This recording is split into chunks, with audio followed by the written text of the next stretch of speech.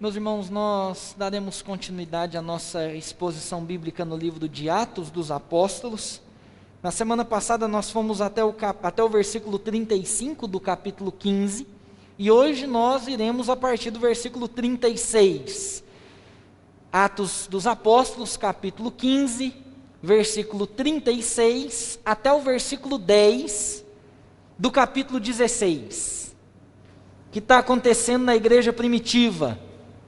Acabou-se o primeiro concílio, grandes decisões sendo tomadas, e agora o apóstolo Paulo, juntamente com Barnabé, se preparam para a segunda viagem missionária. É momento de tomar decisão, é momento de traçar rotas, é momento de iniciar os novos desafios. E tudo isso debaixo da vontade do nosso Deus, na vida do apóstolo Paulo e também na nossa vida. A palavra de Deus diz assim: alguns dias depois do concílio, disse Paulo a Barnabé: voltemos agora para visitar os irmãos por todas as cidades nas quais anunciamos a palavra do Senhor, para ver como passam. E Barnabé queria levar também a João, chamado Marcos. Mas Paulo não achava justo levarem aquele que se afastara desde a Panfilha, não os acompanhando no trabalho. Houve entre eles tal desavença que vieram a separar-se. Então Barnabé, levando consigo a Marcos, navegou para Chipre. Mas Paulo, tendo escolhido a Silas, partiu, encomendado pelos irmãos à graça do Senhor, e passou pela Síria e Cilícia, confirmando as igrejas. Chegou também a Derbe e a Listra. Havia ali um discípulo chamado Timóteo, filho de uma judia crente, mas de pai grego. Dele davam bom testemunho os irmãos de Listra e Icônio. Quis Paulo que ele fosse em sua companhia, e por isso circuncidou por causa dos judeus daqueles lugares, pois todos sabiam que seu pai era grego. Ao passar pelas cidades, entregavam aos irmãos, para que as observassem, as decisões tomadas pelos apóstolos e presbíteros de Jerusalém. Assim, as igrejas eram fortalecidas na fé, dia a dia, aumentando seus números. E, percorrendo a região frígio-gálata, tendo sido impedidos pelo Espírito Santo de pregar a palavra na Ásia, defrontando Mísia, tentaram ir para Bitínia, mas o Espírito de Jesus não permitiu. E, tendo contornado Mísia, desceram a Troade.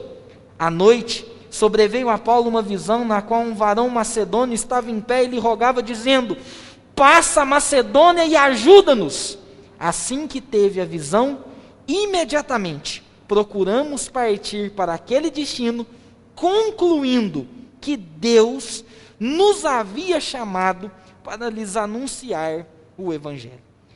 Deus bendito, lemos a Tua palavra, e por meio dela nós cremos que o Senhor fala ao nosso coração, pela operosidade do Espírito Santo do Senhor, que nessa noite o Senhor possa nos instruir consoante a Sua vontade, em nome de Jesus. Amém e amém. Meus irmãos, era hora de fazer uma segunda viagem missionária. E era hora de traçar o rumo dessa nova viagem. O apóstolo Paulo já sabia o trecho. A ideia era pregar nas cidades que eles haviam já plantado igrejas e fortalecer o povo. Era fazer o caminho de volta. Era passar por Icônio, Listra, Derbe, Antioquia da Pisídia, chegar em Chipre, passar em Perge, em Pafos, naquelas cidades que eles haviam pregado a primeira vez. Mas, no momento de traçar a rota e de decidir como fazer, Barnabé queria levar João Marcos, e Paulo tomou uma péssima decisão. Ele disse: se João Marcos for, eu não vou. E há uma ruptura por causa de uma decisão ruim. Decisões ruins causam consequências ruins. E nos diz a palavra do nosso Deus que Barnabé e Paulo se separam. Porque no reino de Deus, mesmo havendo divisões e contendas, o trabalho não para. O trabalho aumenta, progride. Não é pela nossa força, mas é pela obra do Senhor. E então, Paulo toma uma decisão boa depois de tomar uma decisão ruim. Ele diz: Barnabé, siga para Chipre, eu vou para Icônio, Listra e Derbe. Chegando naquela região, ele quis, ou seja, ele toma uma decisão, e ele então chama Timóteo para caminhar com ele e com Silas, e eles seguem a viagem em duas frentes de trabalho: Paulo, Silas e Timóteo, Barnabé e João Marcos em outra região. Conclusão até aqui: na vida também tomamos decisões equivocadas, suscetíveis a consequências ruins. Na vida, recebemos do Senhor capacidade para tomarmos decisões boas, sensatas e coerentes, a fim de edificarmos a nossa vida mediante as decisões que tomamos. Afinal de contas, como tomar decisões segundo a vontade do nosso Deus? Essa ou esse é o tema da nossa mensagem nessa noite. Tomando decisões segundo a vontade de Deus. Antes de partirmos para a estruturação desse sermão, eu queria desmistificar alguma coisa da mente dos irmãos. Quando a gente fala vontade de Deus, geralmente eu ouço pessoas dizendo assim: se eu pudesse descobrir a vontade de Deus na minha vida, eu seria mais feliz. Ou eu oro para que Deus me deixe descobrir a sua vontade. E eu queria desmistificar uma coisa aqui. A vontade de Deus não é descoberta, porque ela não está encoberta. A gente só descobre aquilo que está escondido. E a vontade de Deus não está escondida, ela está revelada. E como nós lemos em Efésios capítulo 1, o apóstolo Paulo resumiu a vontade de Deus, dizendo que a vontade de Deus era que Cristo padecesse no mundo, salvasse o seu povo, e durante os desdobramentos da história, nós vamos conhecendo ainda mais os propósitos de Deus para a nossa vida. A vontade de Deus é conhecida e não descoberta. Se a gente diz que a vontade de Deus é descoberta, parece que eu coloco Deus como um mágico, ou um ilusionista, naquele famoso truque dos 3 copos. Quando uma pessoa coloca 3 copos diante de você, esconde uma bolinha neles, mexe para lá e para cá, e diz: onde está a bolinha? Aí você fala: a bolinha está nesse copo. Ele vai lá, levanta e não está lá. Aí você fala: então está nesse. Ele vai lá, levanta e também não está lá. Fala: de terceira eu vou descobrir, está nesse. Vai lá, levanta, a bolinha não está lá, ele tira a bolinha do seu ouvido e diz: está aqui. Deus não é um mágico, um ilusionista. Deus é aquele que concretiza e estabelece a sua vontade num plano redentivo de salvação por meio da sua palavra, e quando nós estamos cativos à palavra de Deus, nós podemos sabiamente tomar decisões sensatas na vida. Como tomar decisões segundo a vontade de Deus? O apóstolo Paulo tinha traçado o seu rumo. A ideia dele era batata.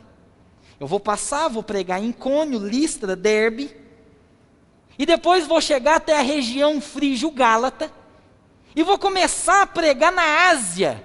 O motivo de Paulo era justo, e ele tinha uma estratégia. Mas a palavra de Deus, no versículo 6 do capítulo 16 de Atos, nos dá um verbo para uma ação do Espírito estranha. A Bíblia nos diz que o Espírito Santo impediu Paulo de ir para lá.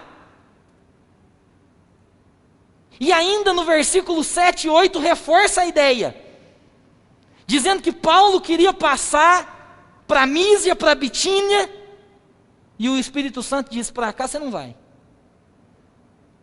Como é que eu posso conhecer a vontade de Deus e tomar decisões segundo elas? E eu destacaria em primeiro lugar, que para tomar as decisões segundo a vontade de Deus é necessário nos sujeitarmos ao Espírito Santo do Senhor. Não há como tomar decisões na vida se o Espírito Santo do Senhor não habitar em nós. Se não estivermos transbordantes do Espírito, aquele Espírito que desceu no Pentecostes, que abençoou a igreja primitiva, que conduzia o povo nos seus desígnios de pregar o Evangelho. E aí, quando o apóstolo Paulo queria ir para um rumo, o Espírito Santo falou assim: para cá você não vai. E pior, além de impedir o apóstolo Paulo de ir para uma determinada região, o Espírito Santo não apontou qual a região que Paulo deveria ir. Por um tempo, o apóstolo Paulo ficou olhando, dizendo: se eu não vou para lá, para onde eu vou? E aí eu gosto de uma frase do Albert Moller Jr., quando ele diz que Jesus é tão Senhor da nossa vida, que quando nós temos uma necessidade urgente de descobrir algo, Ele pode nos deixar esperando. Quando nós pensamos que nós temos uma necessidade urgente, o Espírito Santo pode dizer: espera, fica rodando, até eu apontar o rumo que é para ir. Na caminhada com Deus, a fim de tomar decisões sábias e coerentes, será que nós estamos preparados para nos frustrar? Será que nós estamos preparados para ouvir os nãos de Deus?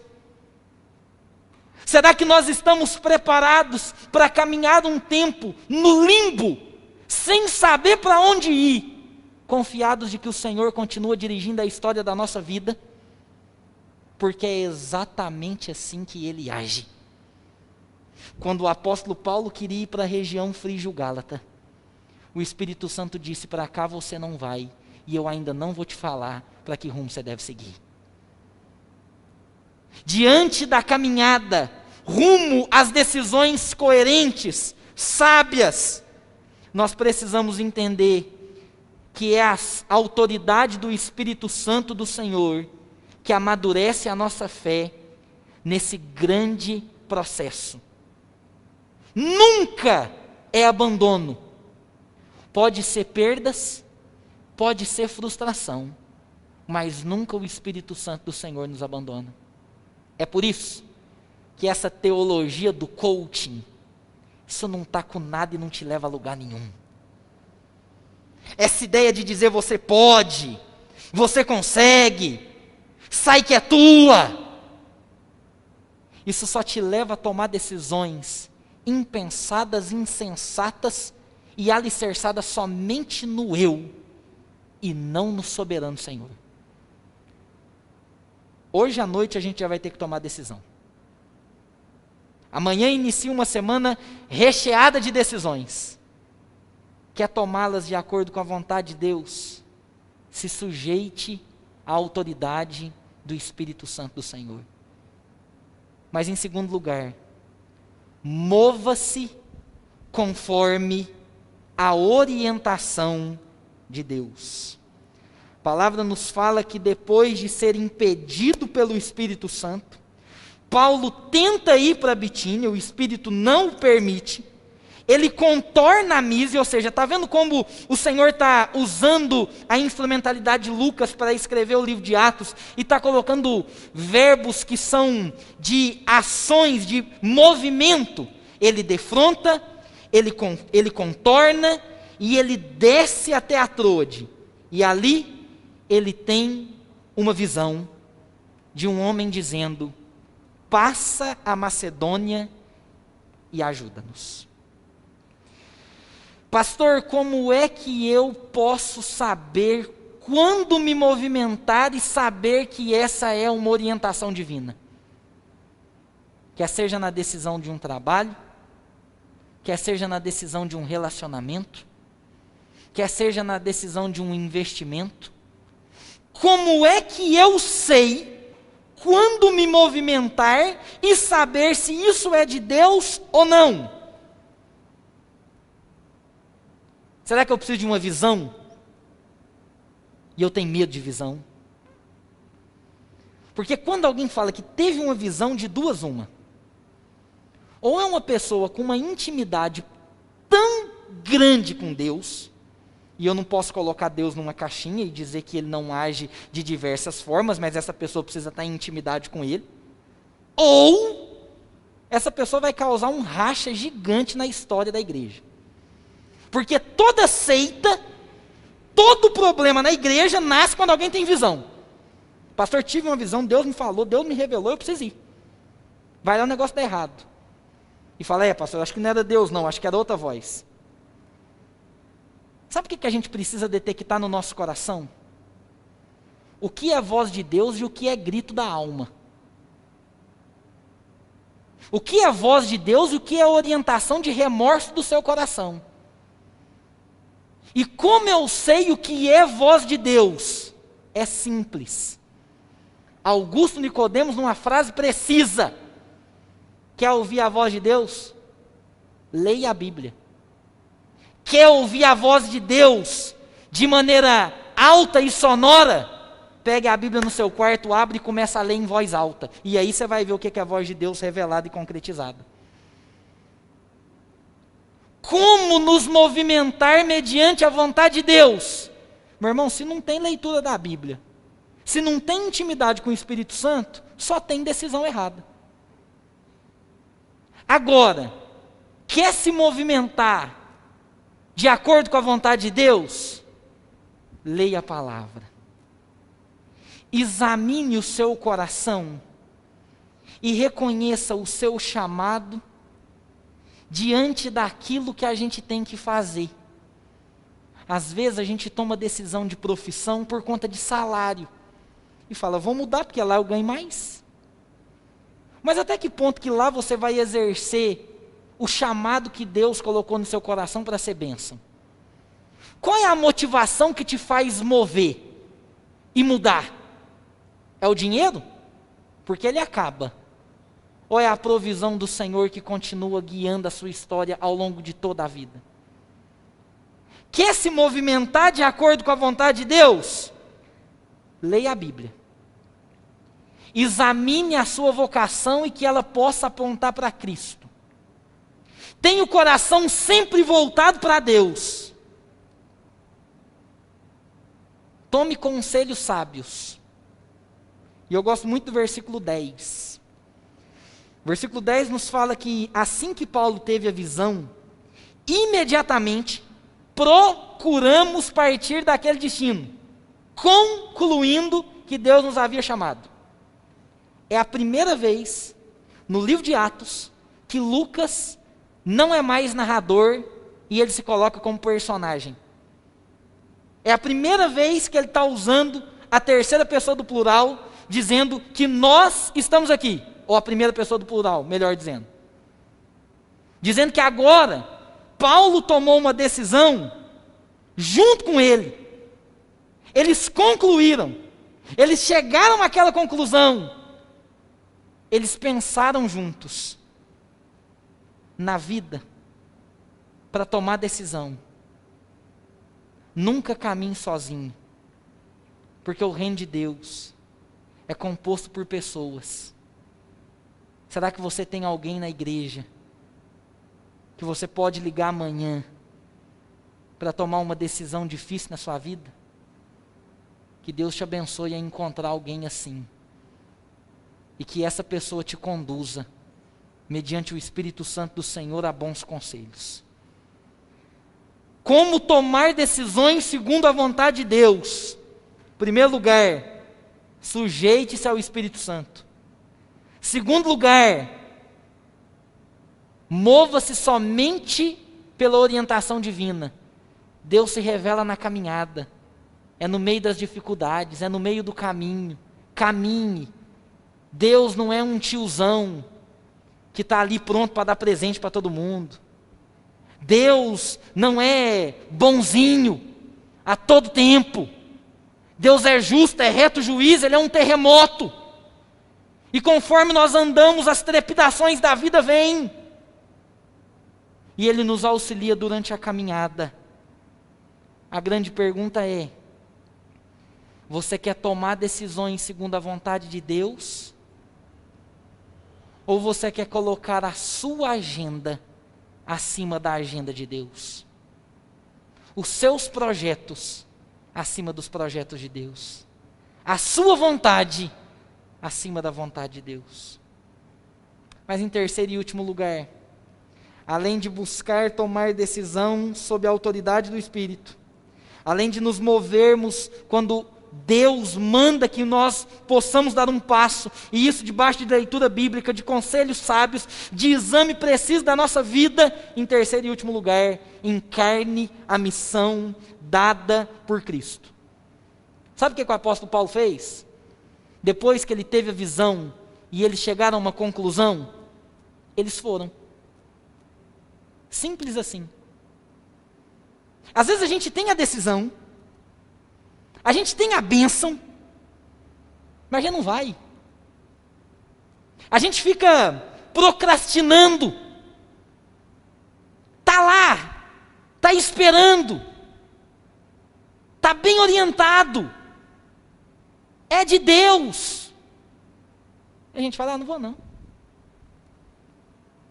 Nós precisamos encarnar a missão de Cristo e entender que seja qual for o rumo da vida, é Ele quem está conosco.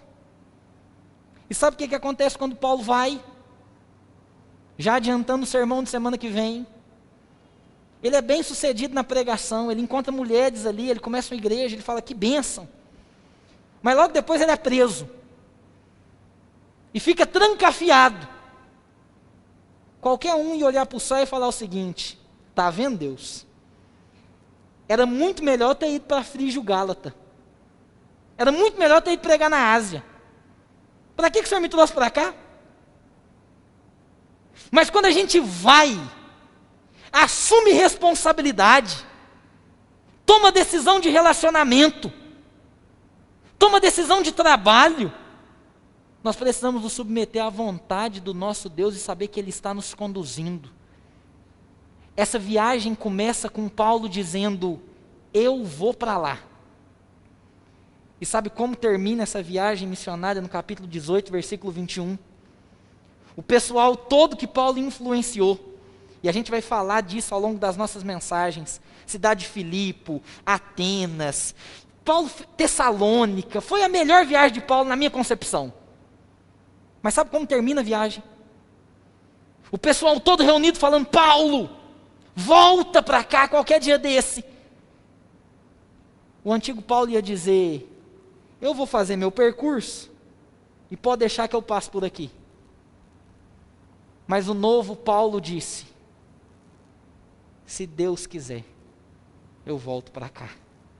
Mas que não seja feita a minha vontade, seja feita a vontade de Deus, o nosso Pai. Como tomar decisões de acordo com a vontade de Deus? Submeta-se à autoridade do Espírito Santo. Saiba ouvir o não de Deus. E tenha paciência na espera. Mova-se mediante a orientação do Senhor, não por falsos profetas e visões alteradas. Esteja sempre cativo à palavra de Deus.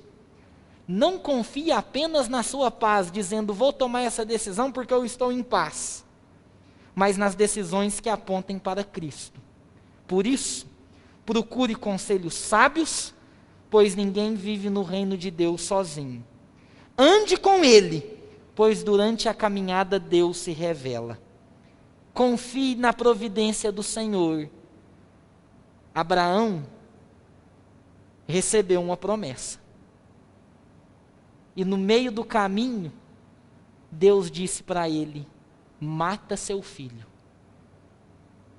Como é que eu vou ser pai de uma grande nação, Deus, se eu matar o meu filho? Mas no Monte Moriá, Abraão deu o nome de que Deus é quem provê. Terceiro e último, encarne a missão dada por Cristo. Foi Ele quem nos chamou, foi Ele que colocou cada um de nós no lugar onde nós estamos. Ele sempre estará conosco, e Ele sempre e sempre fará com que todas as coisas cooperem para o nosso bem, porque a vontade dEle já está projetada, e conforme os ciclos vão passando, e os desdobramentos da história vão passando, a gente vai compreender que tudo cooperou para o nosso melhor. Descanse nele, tome decisões segundo a sua vontade, porque Deus cuidará de nós. Nos momentos em que temos que tomar decisões difíceis, existe alguém que nos ama, que nos dá a mão e que nos estende sempre a cuidar dele. Nós vamos orar ao Senhor e, na graça dele, receber a bênção que do Senhor procede todo cuidado, toda graça e toda suficiência. Em pé, oremos e recebamos a bênção em nome de Jesus.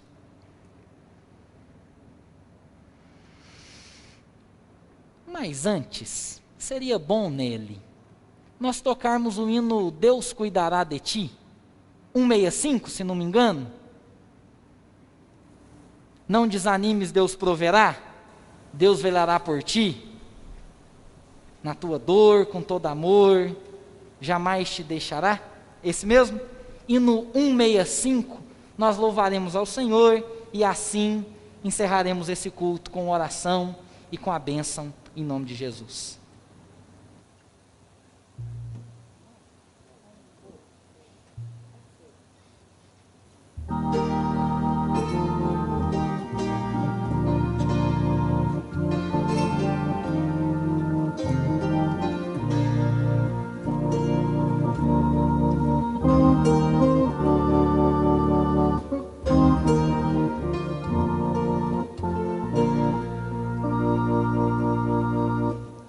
Não